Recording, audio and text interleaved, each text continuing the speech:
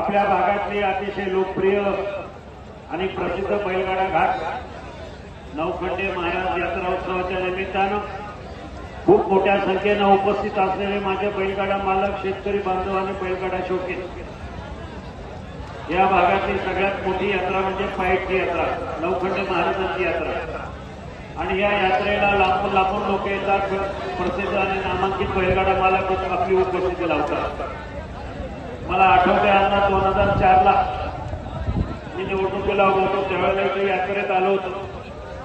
अतिशय चांगला प्रतिसाद या घाटाच्या सगळ्या माझ्या शेतकऱ्यांनी, सगळे शेतकरी बांधव त्यावेळेला उपस्थित माझ्या पाठीशी खंबीरपणे उभे राहिले। त्याच्यानंतर आजपर्यंत मी जो काही खासदार झालो 15 वर्ष, ज्या पाठीमागं मोलाचं श्रेय माझ्या सर्व बैलगाडा मालकांचं, शेतकऱ्यांचं आहे। या वर्षी इथे येताना मला मनपूर्वक आनंद होतो। मला आठवतं गेल्या वेळेला मी खासदार असताना माझ्या नदीतून इथल्या भागातला जो स्टेज केलाय तो सुद्धा मी माझ्या नदीतून केला। शरद गुट्टे पाटलांनी या दोन्ही बाजूचे जे कठडे ते सुद्धा त्यांनी बांधून दिले आणि एक चांगल्या प्रकारचा यात्रा उत्सव या ठिकाणी होत असतो।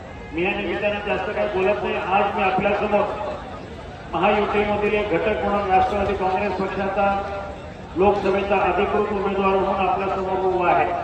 आज खरं म्हणजे माझा दिवसभर भोसरीचा गाठीभेटी घेण्यासाठी भोसरी विधानसभाचा कार्यक्रम आहे, पण आवर्जून वेळ काढून आपल्या सर्व बैलगाडा मालकांना शुभेच्छा देण्यासाठी आपल्या तालुक्याचे लोकप्रिय कार्यसम्राट आमदार राधानाथ पन्ना आणि मी, भगवान शेटकोपरकर, शरद गुट्टे पाटील, अरुणराव गिरे, आम्ही सगळेजण या ठिकाणी उपस्थित राहिलो। आम्हाला मनपूर्वक आनंद होतो की आपल्या आनंदामध्ये सहभाग होण्याची संधी मिळाली।